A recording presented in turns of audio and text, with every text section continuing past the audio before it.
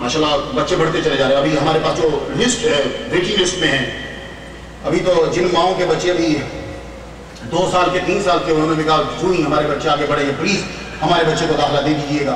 तो माशाल्लाह बढ़ते चले जा रहे हैं। 8 साल से दुआएं कर रहे हैं इस अदारे के लिए, इस जगह के लिए, और खुदा ने, मेरा दिल कहता है कि दुआएं कबूल कर ली, मेरा दिल कहता है। ये आप लोग जो, मैं जब आया था ना, मुझे पता है जब मैं पहली 27वीं में यहाँ आया था, भाई इतने ही बंदे थे, पर खुदा से दुआ की परवरदिगार आलम इसको मरकज बना, और अब देखें कहाँ दूर दराज से आदमी जो है वो यहाँ आते हैं। हमारा परला हॉल जो है वो भरा पड़ा है, ये मत समझो कि यहाँ गाड़ी कोई नहीं है, वो सारा भर गया पूरा ग्राउंड। और यहाँ है माशाल्लाह हमारे सब लोग दूर दराज से आते हैं, सैयद गद्दी साहब तशरीफ ला चुके हैं, और भी समीम सैयद सब हज़रात आए हैं दुआ मांगने के लिए, खुदा ताला की बारगाह में गिड़गिड़ाने के लिए। इंशाअल्लाह नसीब मैं रहूँ या ना रहूँ, मर जाएं या जिंदा रहें, जैसा भी खुदा को मालूम होता है, अगली घड़ी का क्या पता, लेकिन खुदा ताला इस जगह को इस्लाम का मरकज जरूर बनाए। और अल्लाह ताला ये जो लोग काम कर रहे हैं, इनकी जो है अल्लाह ताला जिंदगी फरमाए और इन्हें इस्तिकामत दें सब लोगों को। तो ख़वातीन और हज़रात, यहाँ जो है बच्चे पढ़ते हैं कुरान मजीद, याद कर रहे हैं, अपने बच्चों को भी कुरान दे दो। रोजाना जब रात को उनको कहानी सुनाते हो तो कोई कुरान की कहानी सुना दिया करो। और मैं अपनी माओ बहनों से कहूँगा जो बेचारी बड़ी दूर से आई है, नेमी साहब की तकरीर सुने जाके उससे दुआ मांगे पीछे जाके, तो वो उनसे मैं ये कहूँगा कि आप जब घर में रहो, खुसूसी तौर पे खाना पकाते हुए कुरान मजीद की जो तुम्हें सूरतें याद है वो तिलावत किया करो। ये घर के अंदर असर क्यों नहीं हो रहा? वजह यह है कि हम जब खाना पकाते हैं, कोई भी काम करते हैं तो पीछे गाना लगा होता है, वो गाने की नहुसत उस खाने के अंदर चली जाती है और खाने के अंदर जायका नहीं रहता। हजरत इमाम शाफी रहमतुल्लाह ने अपने उस्ताद इमाम मालिक रहमतुल्लाह की दावत की और कहा उस्ताद जी आज खाना मेरे घर खाएंगे। उस्ताद जी बड़ा प्यार करते थे इमाम शाफी से, घर तशरीफ लाए, खाना पका, और बेटियों से ये कहा इमाम शाफी रहमतुल्लाह ने कि मेरे उस्ताद जी रोटी बहुत कम खाते हैं। तो मेहमानों का, मेज़बानों का ये तरीका होता है कि सारा खाना उसके सामने रख देते हैं, उसमें से निकालते नहीं, सब रख दिया, चलो बचेगा तो हम खाएंगे।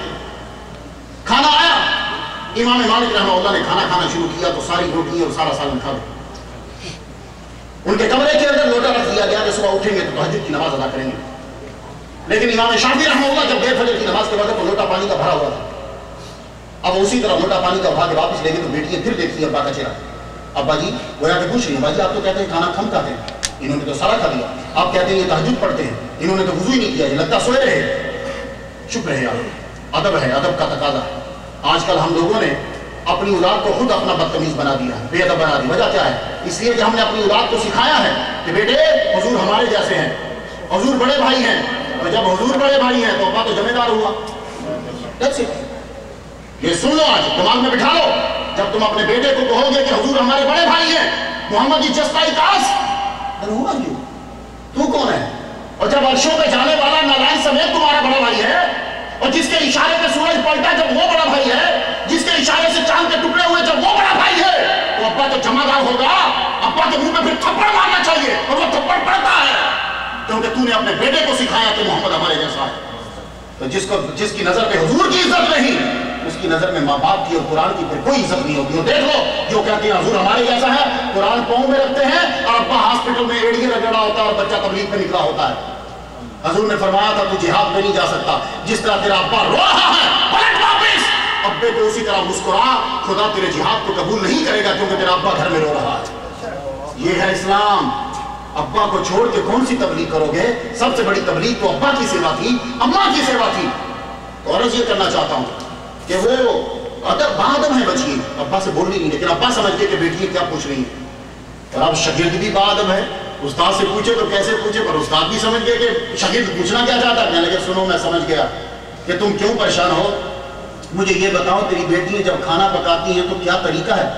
कहा हुजूर मेरी बेटियों का तरीका ये है कि जब वो गंदुम के दाने लेती हैं, चक्की में डालती हैं तो कुरान की तिलावत शुरू कर देती हैं। वो आटा पिसता चला जाता है, वो कुरान पढ़ती चली जाती हैं। फिर आटे को गूंदती हैं तो कुरान पढ़ती रहती हैं। फिर जब रोटियां पकाती हैं तो कुरान पढ़ती रहती है। कहने लगे बस मैंने आज तक कभी रात को ज़ायद खाना नहीं खाया, नबी की सुन्नत समझकर थोड़ा खा लिया मैंने, लेकिन हुआ क्या कि जब तुम्हारा खाना मेरे सामने आया, मैंने पहला लुकमा लिया, मेरा कल्ब जारी हो गया, मेरा कल्ब खुदा के जिक्र से जारी हो गया। मैंने कहा मालिक खाता चला जाओ, शायद कि जिंदगी में ऐसा खाना फिर कभी नसीब ना हो।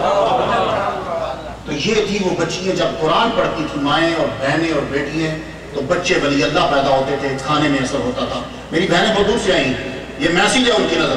جتنی صورتیں آپ کو یاد ہیں، جب بھی کھانا پکانا شروع کرو، پھر میں دعوے سے کہتا ہوں کہ خدا تعالیٰ تمہارے خامدوں کے من میں تمہاری محبت ڈال دے گا. پھر یہ رات کو جلدی واپس آ جائے کرے گا، یا پھر یہ کہیں اور نہیں جائے کرے گا. وہ پوچھتے ہیں کہاں گئے تھے؟ نیمی صاحب کے پاس. نیمی صاحب کو پتہ ہی نہیں، کھوچا کلاب میں بیٹھا ہوا. نیمی صاحب نے کہا تھا بیوی کے سامنے جھوٹ بولنا جائز ہے. وہ یہ جھوٹ نہیں کہا تھا کہ تو گیا کلاب میں، اب وہ نیمی صاحب کے پاس تھا. وہ جھوٹ یہ تھا کہ بیوی کی تعریف کر دی، واہ آج کیا خوبصورت لگ رہی ہے، تیری جیسی دنیا میں تو حسین ہی کوئی نہیں. یہ جھوٹ بولو، ہاں یہ جائز ہے. اس نے کھانا اچھا پکا دیا تو بولو کہ کوئی کانٹینینٹل تیرے جیسا کھانا نہیں پکا سکتا. یہ جائز ہے. یہ جائز نہیں ہے کہ 6 دن گھر میں نہ اسے بولا میں تبلیغ پہ گیا ہوا تھا. اللہ تعالیٰ سے دعا ہے اللہ ہمیں قرآن پہ عمل کرنے کی توفیق عطا فرمائے.